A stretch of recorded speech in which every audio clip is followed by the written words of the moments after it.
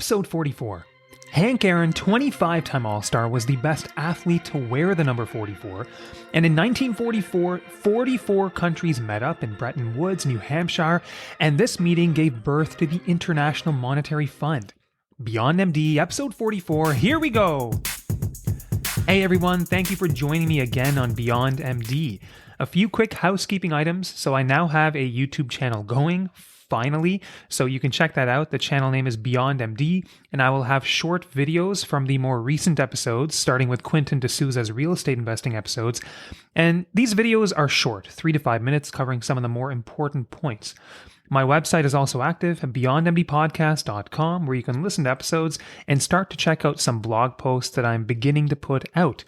My guest today is the amazing Dr. Matt Poyner, who is a father of 4, a retired emergency physician, and Matt reached financial independence at a very early age. He talks about how he did this, why he did this, the important decisions he had to make along the way, and we talk a lot about dividend investing. Now, one thing I want to make clear is that we are not here to tell people that dividend investing is the only way forward. Both Matt and I believe that it can be an important part of one's investment strategy, but Matt does do a good job talking about the evidence behind dividend investing. I've also attached, for people who are interested, a paper that was recently published this year in 2023, and it talks about what percentage of the overall return of the S&P 500 since 1930 is attributable to dividends. It's a whopping 41%. Take a look at the paper. It does a really, really good deep dive. Now, Matt is very, very multidimensional. He also writes for Money Sense. He has a great blog at dividendstrategy.ca, and he also started a course on basic personal finance called the Money Smart MD course. The website is moneysmartmd.com. And I have to say, I did have the chance to take this course, and it is a very sound introduction to personal finance. So that's enough with the intro. Let's get on to my interview with Dr. Matt Poyner. Hey, Matt, welcome to the podcast. Honestly, I've been so excited to record this episode since we connected about a year ago. So you're finally here. And Matt, where does the podcast find you today? Well, I am in my office in Belleville, Ontario. Amazing. So that is my alma mater. So I went to high school in Belleville. Not a lot of people know this, but for me, some memories from Belleville for sure. And Matt, I think your journey is a really interesting one and one that will really resonate with our listeners. So maybe you can take a minute or two just to kind of sum up where you started, how your journey evolved, what you're doing now, and then we'll kind of go backwards and pick away at all the little bits. Sure. Well, first of all, before I even start talking about myself, I just wanted to say that I am a huge fan of your podcast, as you know already, Yatin. I've been listening pretty much right from the beginning, and I just really admire how you're fearless. You will just tackle any topic, whether it's like the nitty gritty of corporations and individual pension plans, or going into the kind of emotional and psychological aspects of money, which I also find really fascinating and useful. So I just think that you're doing such an amazing service for the community, and I'm honored to feel like a little bit of a part of your tribe. So thanks for having me on today. Thank you so much for that, Matt. That means so much to me coming from you. I really appreciate it.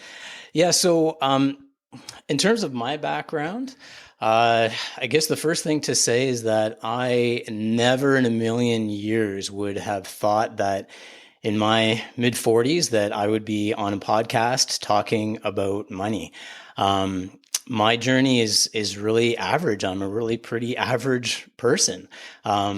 I went to McMaster Medical School, and I started learning about money when I was a resident. I did my family medicine residency out in Chilliwack, BC, and then subsequently my 1-year fellowship in emergency medicine out there. And so my journey with money started then when I started making money, and I did it the way that a lot of people do. Just went into the bank that I had my other accounts with and opened up my RRSP with the first guy that they sat me down with, and probably not a surprise to a lot of your listeners, I got popped into some high fee mutual funds, and his eyes were lit up because even though I wasn't making a lot of money at the time, he knew I was a doctor, and so I had a lot of income potential. And But what he didn't know is that I was going to continue learning about money, even though I had that high fee RRSP open. And so I did continue to read books and subscribe to magazines and things like that. And it wasn't long before I realized that even though the market was going up, my mutual funds weren't doing anything because of the high fees. Uh-huh. And it wasn't long until I pulled my money out and started managing my money on my own. And it's not like it was smooth sailing after that, though. I made all the usual mistakes. I tried my hand at picking some hot stocks and timing the market, but eventually I settled into really the realization that an evidence-based investment plan is a simple one, but it's also the most effective way to invest. And so I just thought that was fascinating. And so I started writing about my experiences as a DIY investor, and I started getting some articles published in a small magazine called the Canadian Money Saver, and started doing some presentations at conferences and things like that. And we did pretty well, but it was really just a very simple strategy. And that turned out to be kind of important for us, because what I thought was going to be maybe a 30-year career in medicine turned out that maybe wasn't going to be the reality for me. After about 6 or 7 years doing full-time emergency medicine, I realized that, maybe this career wasn't going to be sustainable for me. And so I started looking at other options. And by 2017, we realized that that it really wasn't going to be sustainable, but we had also reached a financial milestone that gave us choices.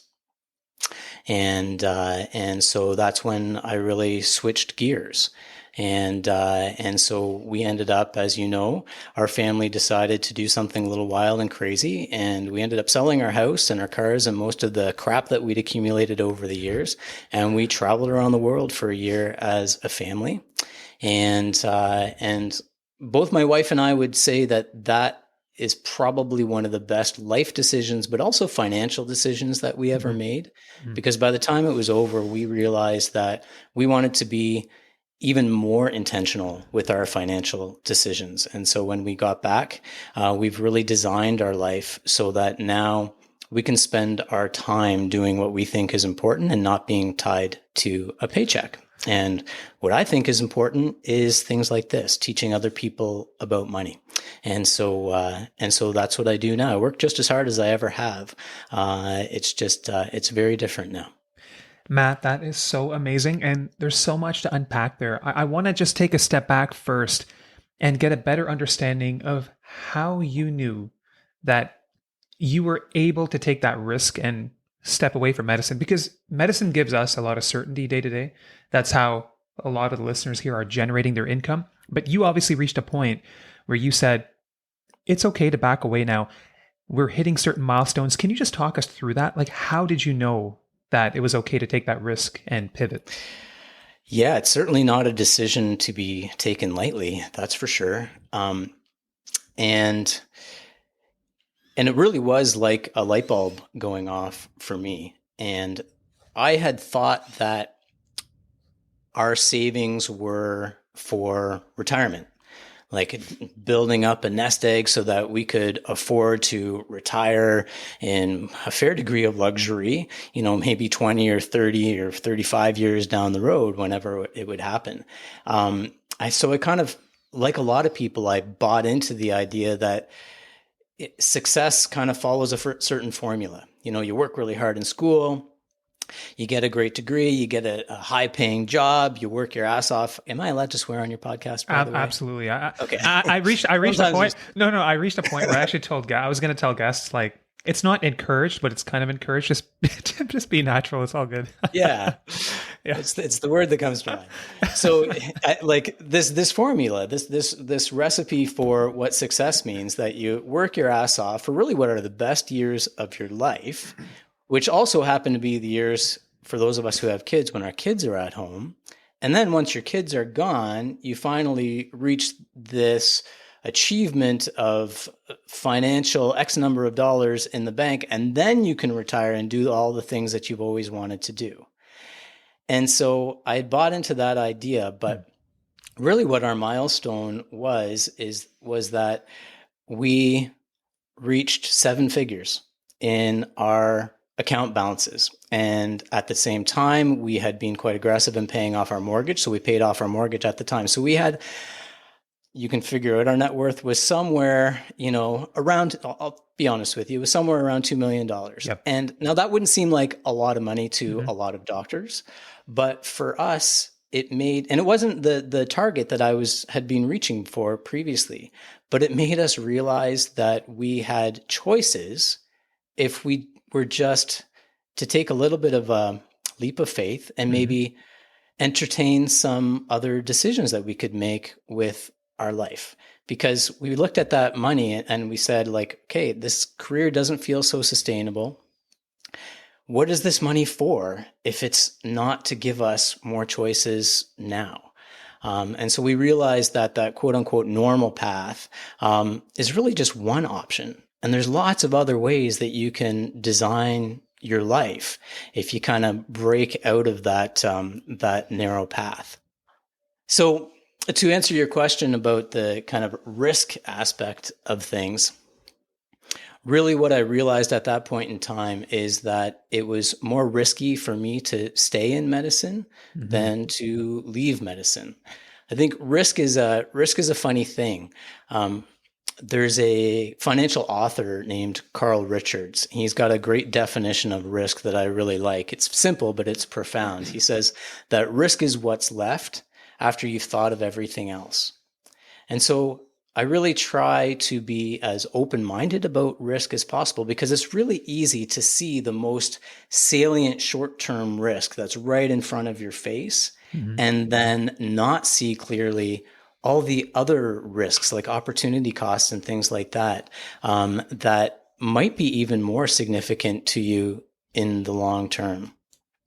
And so for me, I reached a point where staying in medicine would be more risky than leaving because I had really done everything that I could over a period of 6 or 7 years to try to make it a sustainable career. I'd taken care of myself as best I could, eating well, exercising, building up my own personal resilience, trying to achieve balance, decreasing my hours. I even changed hospitals to see if a different department would be better for me.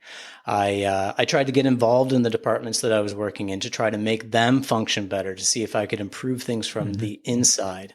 And in spite of all those efforts, things still felt like they were either stagnating or deteriorating for me. And then I also realized that we've got 4 kids, and in 2017, around the same time that we reached that financial milestone, I realized that the ages that our kids were at, we were halfway done our time with them when they would be at home before they'd be taking off on their own and living their own lives. And that realization hit me really hard, that we had this window of opportunity to do something that was really important to us. And if we didn't take that chance, then that window was going to close. And so all those things put together is really what prompted us to make that big change. Matt, I'm really glad you're mentioning all this because I know that a lot of us, including myself, we fall into this mental trap of focusing on the future nest egg and then living our best life later. But it seems like you really made a conscious effort to figure out how you can live a more meaningful life today, especially with your family. And one thing though, I mean, there's got to be some kind of base level of income where somebody feels comfortable to make that pivot. So you decided, despite all the attempts to make medicine more exciting, it just wasn't meant to be. But at that time, how were you providing for yourself, your family, and your 4 boys? Like, what was the other stream of income at the time? We didn't have another active stream of income at the time. So my wife has not worked outside of the home since we started having kids. And yeah, just to be clear, we haven't received any kind of inheritance or anything like that. So the other stream of income was really an investment stream of income. And so for us, what that milestone was in really practical terms is that knowing what I know about finances and things like that, we realized that that income stream from the investments was enough to cover our essential living expenses. So it's what some people refer to as lean fire. Yeah. So that's really the milestone that we had reached. Okay. Now that we're talking about that, I know I'm kind of hopping around. I think there's still a lot of other big topics that we need to cover, but maybe now that we're kind of talking about that investment stream of income, let's talk a little bit about your investment strategy. And I just want to preface this by letting all the listeners know there's never really any advice in this podcast. This is always food for thought. But as you guys will kind of discover if you read Matt's blog, Matt is very insightful. He shares his strategy, he shares his experiences, and he also talks about some of the more emotional aspects of money too. It's all very well thought out. But I follow Matt's blog and I've learned a lot. So Matt, I do want you to just touch base on your investment strategy and kind of how it's worked for you. Before I start, Yeah. do you have an idea of your listeners and like what proportion of them are index investors versus active investors versus some hybrid of the two? I would say probably a rough estimate about half are index investors, Okay. and then the other half maybe investing on some stocks on the side. Yeah, I only ask because I'm I know we both belong to the Physician Financial Independence Facebook group, which is, by the way, for your listeners, it's such a fantastic resource. And by the way, I really enjoyed the interview that you did with Paul and Jane Thank you. a little while ago. That was great. But that group is certainly predominantly, it seems to me, index investors. And so I'm just a little bit cognizant of that as I tell my story, because I'm what you would call a hybrid investor. Yep. So I'll tell you my story about why I invest the way that I do. When I started investing, the main reason why I took control of our finances from the bank and the mutual funds I was in, is the same motivation that a lot of people have. I wanted to avoid the fees that were going along with those things. But I was also a physician already at that point, and I had trained in evidence-based medicine. And so I realized that, there's got to be an evidence-based way to invest as well. And index investing wasn't such a big thing at that time. And so after I got out of my system, those experiments with trying to pick stocks and time the market and things like that, I had been subscribing to this magazine called the Canadian Money Saver. And every year they would publish this article that was written by a professor at the University of Guelph named David Stanley, and it was called Beating the TSX. And it was this very simple method of selecting the top 10 dividend yielding stocks from the TSX 60, buying them in equal parts, holding them for a year, and then rebuying whatever the portfolio was the subsequent year. Now, usually there's not a lot of portfolio. There's, only maybe 3 or 4 stocks change year over year. But it's this very rules-based, simple approach to building a dividend portfolio.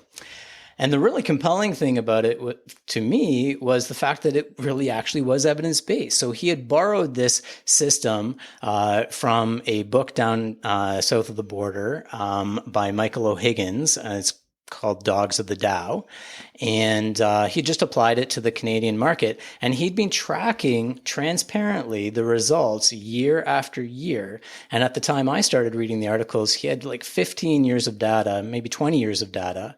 And now we have 35 years of data that shows that this super simple method actually was beating the index, and actually with lower volatility as well. So that really appealed to me in my evidence-based mind. So that really is how I started being an effective DIY investor, was using this beating the TSX method. And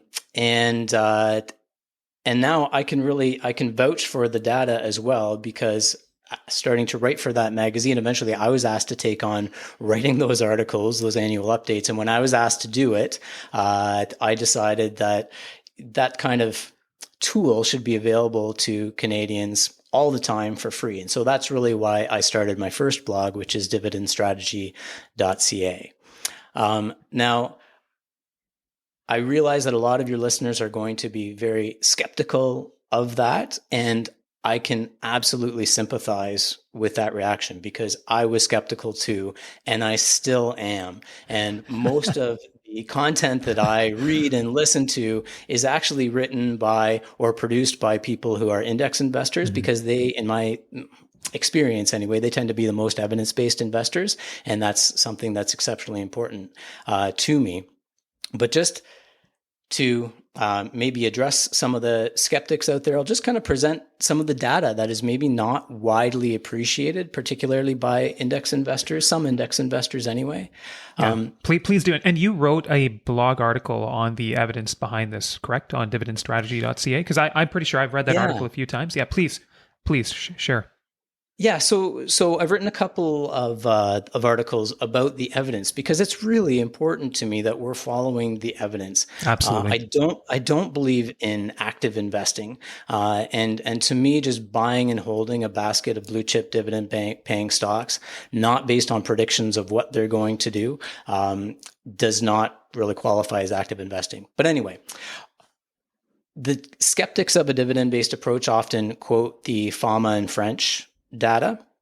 And so I went back and I looked at that exact same data. And what that data set shows is that over the last 90 years, the average dividend payer has actually outperformed the average non-payer by 3-1. Wow. Okay. And if you look at, but not all dividend payers are created equal. If you look at the fourth quintile of dividend payers, so the fourth highest dividend yielding stocks, that outperformance is more like 20-1.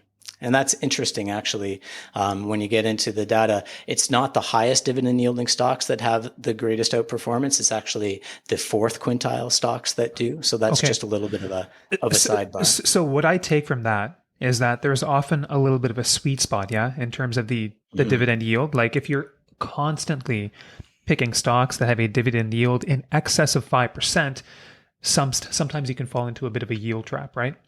Yeah, exactly. That's called the yield trap. And I think the reason for that is it's really pretty simple to understand. Dividend yield is just what the dividend is divided by the stock price. Yeah. And so if the stock price goes down, because maybe there's something fundamentally wrong with the company, then the dividend yield is going to go up. And so it may look attractive, but that's no guarantee that that yield is sustainable. Right. And if the stock price has gone down, chances are the market as a whole knows that there's something wrong. And so that company may be one that's at risk of a dividend cut. And dividend cutters underperform even non-dividend payers. So that's a really important point for anybody who is interested in dividend investing. Okay. But so that's American data. Even Canadian data, the RBC puts out a white paper every year called The Power of Dividends. And they've shown that in Canada, over the last 35 years, dividend payers have averaged 9.1% total return and non-payers 1.2%. So there's a big difference there. And the other thing that the FAMA and French data show is that dividend payers also have lower volatility. So their risk-adjusted returns of dividend-paying stocks are actually about twice as high as those of non-paying stocks. They also offer protection in down markets. In bear markets, dividend-paying stocks tend to only go down about half as much as non-paying stocks. So one of the skeptics of dividend stocks that I listen very, very closely to, I have a huge amount of respect for him, is Benjamin Felix of the Rational Reminder podcast, another fantastic resource for self-directed investors or people who are interested in this stuff.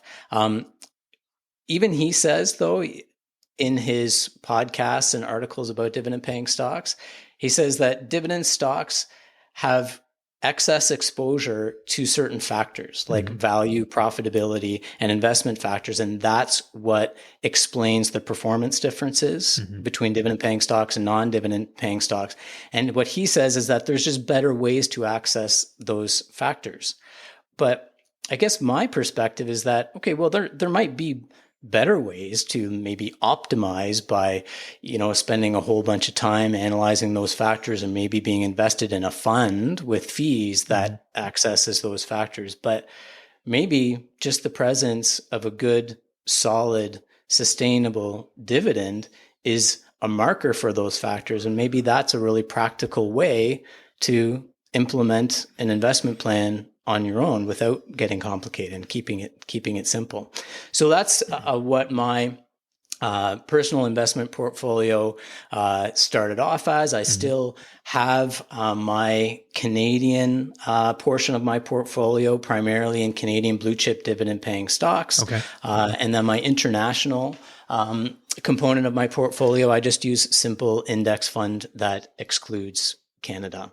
Now, maybe I should also just mention really quickly, you can cut this out if you'd like to, but I do want to acknowledge that there are potential problems with buying individual dividend paying stocks that people should keep in mind. Number one, especially in Canada, it's very hard to develop a diversified portfolio because the good dividend payers tend to be concentrated around just a couple of sectors.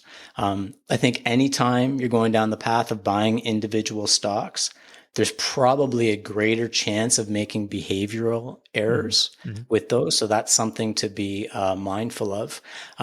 And then, of course, there's slightly more work involved when you're buying individual stocks versus just taking a simple indexing approach. So for the majority of people, I do think that a simple index ETF approach to investing is probably the most appropriate path.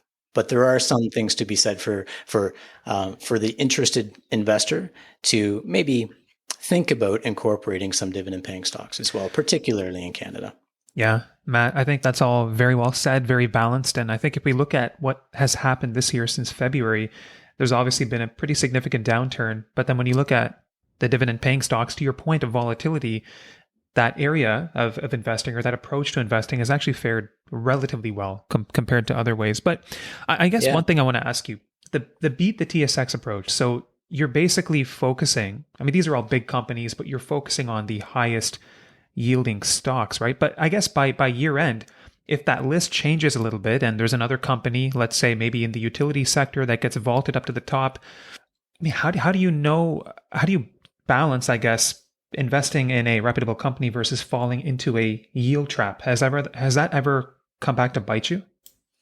So number one, the beating the TSX method is really just a tool to use. It's a tool to identify potential stocks. I am always responding to comments on my blog, reminding people that there's no need to follow this dogmatically. Just make sure that you're comfortable with what you're investing in, because if you're not comfortable with what you're investing in, then there's a greater chance that you're not going to stick with it when times get tough. And as we hopefully all know, that is really an essential ingredient to success with investing, is not making those kind of behavioral errors.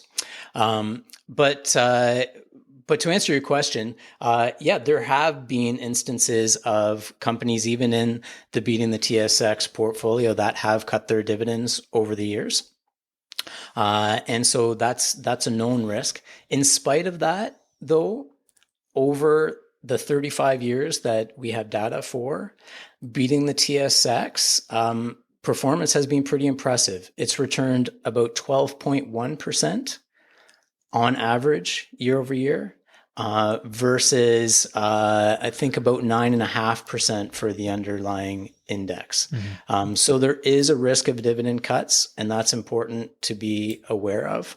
But in spite of that, the historical data is pretty strong. I don't know if it's going to continue like that going forward. I'm not making any kind of predictions about that, but it's a pretty fascinating process to be kind of the steward of this method and to be the one to have the honor of doing these calculations and putting that information out there for other investors to use.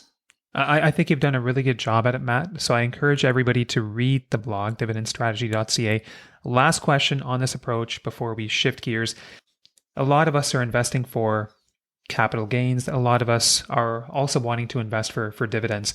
Do you ever get a bit bogged down by dividends being taxed? I know Canadian dividends can be somewhat more tax efficient, but to the people who may ask, Matt, what about the tax issues? How would you address that? Yeah, I'm glad you asked that because there's a lot of misunderstandings about dividends and taxation. I see blanket statements fairly frequently that capital gains are more tax efficient than dividends. Therefore, that's another strike against dividend investing. That is true above an annual income of about $110,000 per year. Under $110,000 per year of income, dividends actually tend to be a little bit more tax efficient than capital gains. Now, it gets complicated, of course. It all really does depend on your particular mix of active income versus capital gains versus dividends. There's some great online calculators that you can use to figure out your own tax rate. But under about $110,000, dividends are actually very, very tax efficient, even relative to capital gains. Once you reach into the higher incomes, then they become progressively less appealing from a tax perspective than capital gains. Now, Matt, you've accrued a lot of knowledge over the years, and this has also led you to launch a course, which I also benefited from taking. And I think it's a very well run course. So maybe you can talk to us about how did this all happen? Like, how did you realize the time was now, the time was right to start a course? Speak about it, tell us a little bit about it, and maybe tell us about any future directions and what people can kind of look forward to. Yeah, so I created this course called Money Smart MD. The website is moneysmartmd.com. And I created it because we physicians are just not taught really anything about money in our education. And, sometimes in med school or residency, we might get speakers in who are from the industry, who have conflicts of interest. And so it's really difficult to know how to manage our money well. But at the same time, most physicians I come across know how important it is. But we're busy. We're very busy people. And there's this huge mountain of financial information out there, and it can be really intimidating for a lot of people. It's very difficult to know, what can we trust? What can we not trust? What applies to my situation? What doesn't? And so what I tried to do with this course is to create a really easy to access, friendly, collegial content that's really curated for doctors. All the years I've spent going out there and sifting through all the noise to get the signal that the doctors really need to understand and can actually use in real life to make their financial situations, but also just their lives better, because that's really fundamentally what I care about.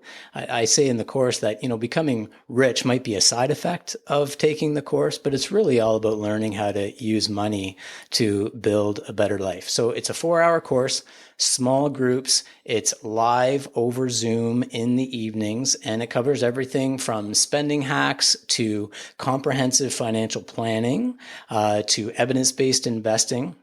And really all from the perspective of doctors who want to take control of money in their lives.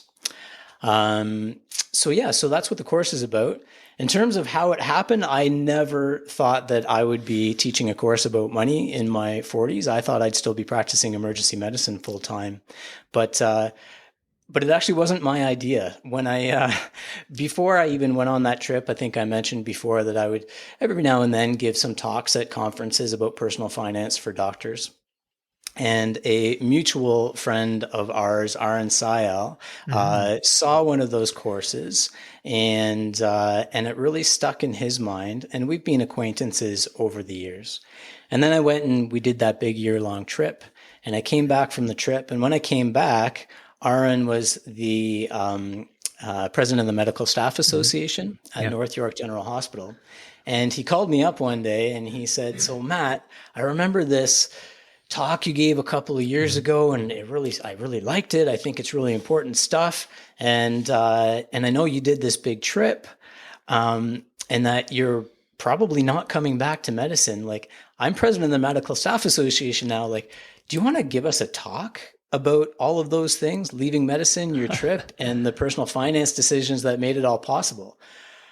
And it was an opportunity that, I'll be honest with you, I was pretty uncomfortable with. I'd never spoken for an hour at a time about anything, but I couldn't say no to him. And so I gave the talk. Yeah. It was like my full-time job preparing for that talk for months, because stuff that's really important to me. And I was really nervous, but I gave the talk. And the response that I got afterwards was just like overwhelming. It was just heartwarming. Like, it just hit people so deep. And I got these emails that were so heartfelt and personal. And what Aaron had been telling me the whole time is that, "Matt, this stuff's really important. Doctors really need this."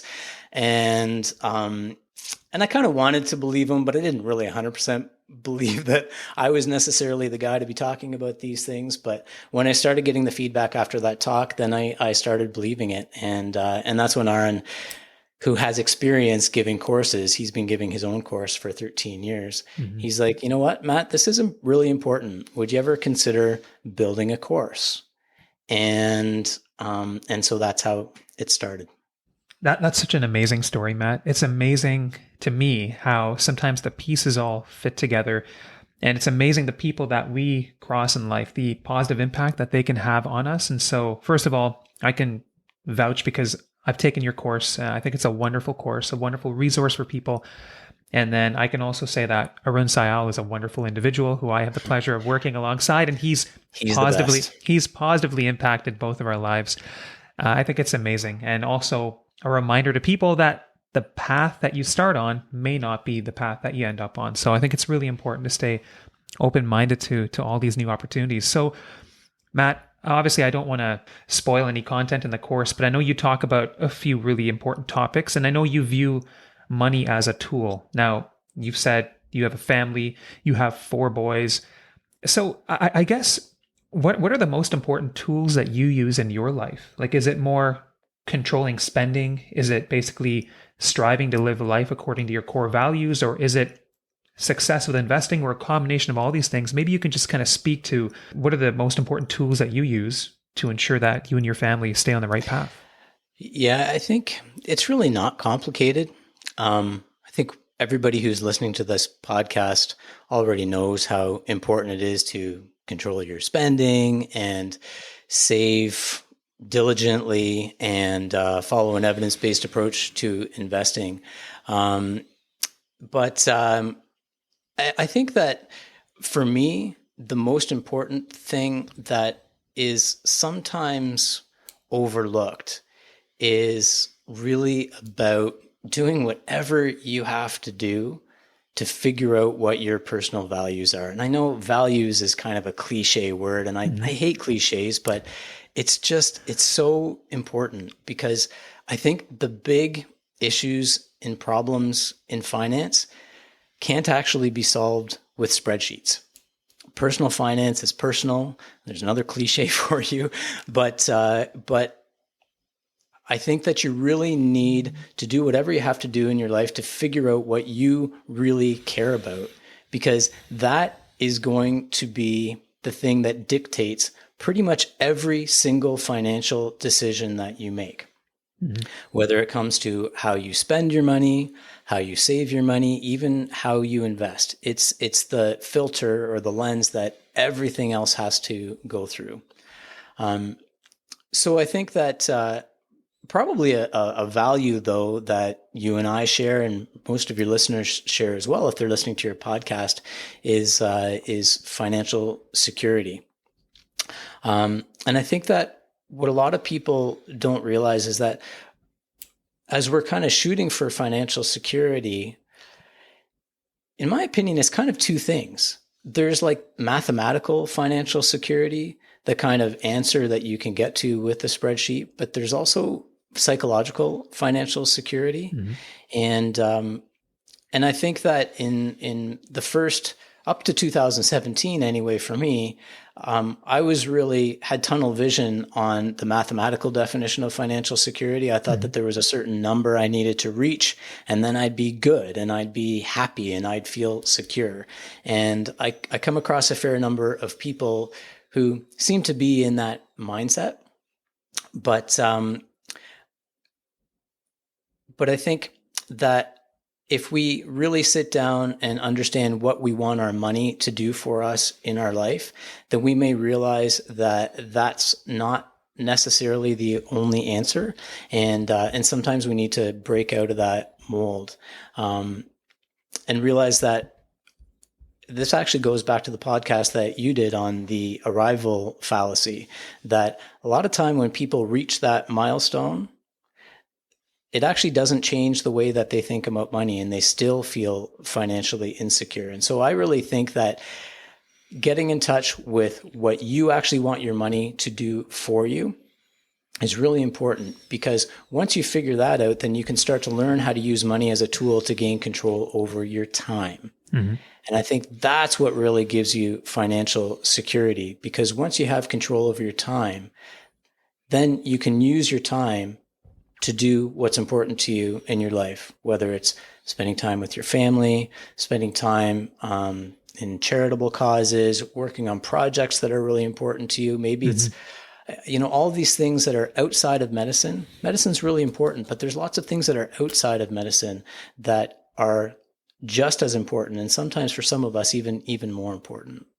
It's an amazing message, Matt. And I think I really believe in that concept of understanding how you want to best use your time. I love that focus on time, because time, and you describe it better than anybody else. I know, and you do it so wonderfully in your course, so I'm not going to give that all away. But last kind of question is going back to your trip and the decision to travel the world with your family. What did that teach you about kind of the importance of how you use your time, whether it's for yourself and your loved ones? Just talk to us about what that trip taught you about life, using your time. And there's a lot of us who have contemplated a trip around the world like that with young kids. I just want to hear all about it and what you learned from it. Yeah, well, I guess the first thing is that just because you take a big trip like that, it doesn't really make you any more interesting or a cooler person. I wasn't a very cool person before that trip, and I'm still not a very, very cool person. But I think that the trip did change me in some ways, in ways that I really didn't expect at all. I thought that it would be a great adventure to do with my wife and my kids. I knew it was the right thing to do at the time. But as the expression goes, wherever you go, there you are. You can wake up in a tropical paradise and you can still be grumpy, and you can still have arguments with your kids and irritate your wife. And so, travel is no panacea. But what I realized over time on that trip is that I'd kind of say that it was just as much of a journey on the inside as the outside for me. We saw some amazing places and did some absolutely amazing things. But the real value for me was kind of what it did on the inside. And what I didn't know is that I needed to get away. I needed the time and the space away from medicine, away from Canada, away from all my projects and to-do lists, in order to just sit and reflect. And I will tell you, I had probably for the first 4 to 6 months, I was almost in withdrawal from this busy, hyper-productive life that I had voluntarily built from myself before. I was forced to slow down because I didn't have all those same things around me all the time. And then I actually had physical symptoms. Like I felt like queasy. Oh, wow. And Wow. and it took me a long time to figure it out, but I think it's got to have something to do with dopamine and just like a real resetting of my system. But I really needed that time and space to learn how not to be busy all the time. And once I kind of wrapped my head around that, I started realizing the benefits of just being open to the other stuff that's happening on a day-to-day basis. Like we went for a hike one day in New Zealand, and there was this older guy who was hiking on his own, and he kind of made eye contact with me, and he might have said hi first. I don't remember, but I ended up, my kids were running ahead, and I think my wife was behind me with our youngest. And so I ended up hiking with this guy. His name was Afe. And we just hiked for an hour and talked. And afterwards, he invited us over to his house, and we met his son, and we're still in touch with him now. And So beautiful. he's this guy in his 70s who had all these amazing stories to share and insights, and he was into finance as well. And I can, like, if I'm honest, before that trip, I don't think I would have made the time. And maybe that's a terrible thing to admit, but I think it's the truth. I would have been preoccupied with other things. And so now I've just kind of come to the realization that it's really important to have some capacity in your life in order to pursue other things that come up that you don't even know how they're going to pan out. There's just potential, but it's just amazing to me now to realize how many of those little interesting pathways that I've gone down that have turned into amazing things. This podcast is one of them. Like I would never be here talking to you if I had just kind of stayed with the status quo. So that was kind of a big realization for me that I don't think ever would have happened without the trip. In terms of, we saw amazing places, we traveled, we did a road trip around New Zealand for an entire month. It's just such a unique place, an incredible concentration of different landscapes and ecosystems. We stayed in Turkey for 6 weeks, amazing food. That was our first Muslim country. And we were just blown away by how friendly everybody was and so accommodating. And have you ever been to Sri Lanka? I haven't. My family's from India, and yet I've never ventured to Sri Lanka. No. Sri Lanka is like living in a zoo. We stayed in this kind of this Airbnb place, and there was literally monitor lizards, like 5-foot long monitor lizards outside of our deck, and peacocks walking around and monkeys in the trees.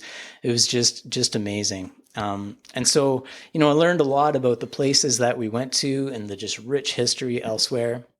And just, I think a big thing that our kids learned also that was really important to me, was that people are more or less the same everywhere you go around the world.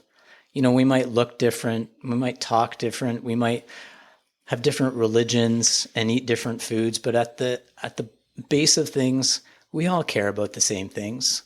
We all care about family and taking care of our communities and integrity and making sure our kids are okay. And so we have much more in common than there is different. And so I'm happy that we did that trip for the sake of our kids, because I think that they realize that the world's not a big, scary place, that we really are all in this together. And also, it's again a bit of a cliche, but having a little bit more insight into Canada, and not just not taking it for granted. We do live in an amazing country, but it's also a very expensive country compared to a lot of places around the world. And being interested in finance, my wife and I would go to country, and we'd either kind of put it on the list of places that we could potentially live if we needed to live in a place with a lower cost of living. Yeah, totally. But you realize that, Canada is an incredible place, and it's expensive, but it's expensive for a reason. We pay for this incredible infrastructure that we get to enjoy. And so I have a lot less resentment toward the high taxes that we pay now than I did before our trip. Isn't that amazing? It just seems like your trip taught you and your family so much. And Matt, I have to ask you though, one destination on the trip, what was your favorite? Like, what's the place that you would tell people you have to visit? Are you going to ask me who my favorite child is after this? No, it's so hard. The questions get harder as the podcast goes on, right? So yeah. It's such a hard question to answer. There's places that we went to that we knew were going to be amazing, and they were amazing. Places like New Zealand and Iceland, and we sailed in a catamaran around Mallorca for a week, and it was just all incredible. But then there's places that were a complete black box for us. We didn't plan the whole trip out beforehand. By the way, we planned our first month because we had no idea if we were even going to enjoy traveling with 4 kids. So we planned our first month thinking that, well, it might suck and we might just want to come home and pick up where we left off. Anyway, we kept on going for the whole year. But really the places that stand out for us as a family are the places that we almost didn't know anything about before we went to. Because the way that we did it was we'd just be in one place and then we'd look for the cheapest flight that would take us to a reasonably warm location that took us east. So one that sticks out for sure was Turkey. I mean, I knew historically it was a very rich place and there'd be like lots of things to learn about there. But we stayed in a little neighborhood called Kuzgunchuk on the Asian side of the river in Istanbul. And we stayed there for 6 weeks.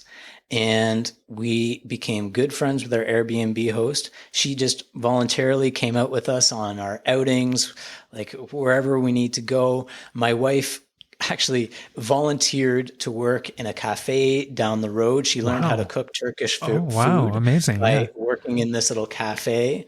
And actually, it's a funny story, but one day the owner of the cafe got sick. And Lynn, my wife's name is Lindsay. Lynn's actually took over the cooking for the morning, so that the people who came there day after day for their breakfast wouldn't starve. Our kids went to like painting lessons at a neighbor's down the road. It's just so Turkey is just absolutely amazing. Another place that really sticks out was Bulgaria. Wow. We went to Bulgaria for the sole reason that it was the cheapest way for us to get from, I think it was Spain to Turkey. We had a much cheaper flight to Bulgaria than directly to Turkey. So we got a flight to Bulgaria, and that is just such a fascinating country with amazing food, amazing traditions. They're just at a really interesting time in their history where they're working so hard to break out of communism and become their own independent country. But it's not without a lot of growing pains, and they're very, very open about that. So I love it. Those are just a few that I could talk about this all day. But those are a few that pop to mind. Matt, I think we've hit kind of most of the high yield points, but I want to give you a chance. Like, do you have any final words for listeners? Anything at all before we wrap it up? I knew you were going to ask me this. I don't know if I'm wise enough to really offer any universal, profound advice to your listeners. I guess the first thing that I want to say is thanks to you for having this podcast. It is just such a valuable resource, and I'm really honored to be here. I also want to say thanks to you as a physician and doing the work that you're doing. And thanks to all the physicians who are listening to this, especially now, not practicing clinical medicine for myself and being on the patient side of things. I just had to take my son to the emergency department the other day, and just being on this side of things, like I have I'm so deeply grateful to the people who are working in the system. It's harder than it ever has been before. It's exhausting. It's frustrating. But for those of you who are still plugging away and doing your best, please know that we all know there's tough patients too, but the vast majority of us are just so grateful for what you're doing. So thank you to the listeners of this podcast. Thanks for that thoughtful message, Matt. I think that'll really resonate with people. The only really advice I have to give, you might have to edit this. It's all good. I guess my only advice is really to maybe pass on the advice that I really needed to hear a couple of years ago, which was to not be afraid to do things a little bit differently. You can break out of the status quo, the quote unquote normal way of doing things, if a different decision is more in line with your values. And I personally think that being good with money and understanding money can really, truly help us to unlock life. And it can be intimidating, but it's not nearly as complicated as a lot of people seem to think that it is. And I'm really happy to be a part of this community with you that's trying to show doctors that this is really something that's in your wheelhouse. I actually think that doctors are uniquely well equipped to be good with money because of our ability to sift through complicated information and process that information and use it to make good decisions in real time. So I actually think doctors are really well equipped to do this, especially if they have access to the right resources. There's not very many skill sets in life that have such huge benefits to gaining an essential skill set when it comes to money. So I guess lastly, I just wanted to say that if anybody's interested in the course, of course, I'm happy if they would sign up for it. But also on the moneysmartmd.com website, I also write a blog, and I write about things that I think are important and interesting for physicians. I've got a page on there of some what I call favorites. So that's kind of a curated list of free resources that might be helpful to people. And so please feel free to go on the website and have a look at those things, whether or not you choose to sign up for the course or not. And then lastly, I love to hear from other doctors. And so if people have questions for me, they can email me directly through the website. It's moneysmartmd@gmail.com. I love it, Matt. Wonderful to sit down with the not so average Matt Poyner. I can't believe you call yourself average. You're totally not average, but listen, it's been wonderful to connect with you, to develop a friendship, and to finally sit down with you on Beyond MD. There's so much wisdom in your words and a lot of experience there. So Matt, thank you for taking the time. I'm truly honored to be here. As they say, you study what you need to know. So I really just learn about this stuff because I feel like it's what I need to know to do things well. And so thanks for having me on. It's a pleasure. Yeah. I think that this stuff is hugely important for physicians. So I'm really honored to have a chance to talk about it with you. It's an absolute pleasure. Okay, Matt, take care. Thanks, Yatin.